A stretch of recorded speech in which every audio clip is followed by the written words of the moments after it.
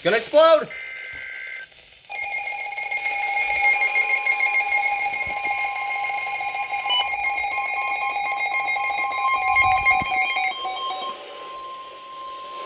The National Weather Service in Birmingham has issued a severe thunderstorm warning for Randolph County in east central Alabama until 4 p.m. Central Standard Time.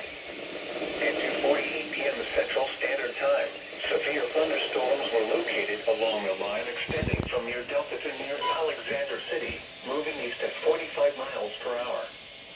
Hazard, 60 miles per hour wind gusts. Source, radar indicated. Impact, expect damage to roofs, siding, and trees. Locations impacted include Roanoke, Wedowee, Lake Wedowee, Maudley, Woodland, Malone, Morrison Crossroads, Foster's Crossroads, Crystal Lake, Corinth, Graham, Dicker, Newell, RL, Ophelia, Napoleon, Tennis, Rock Hill, Big Springs, and Perrin.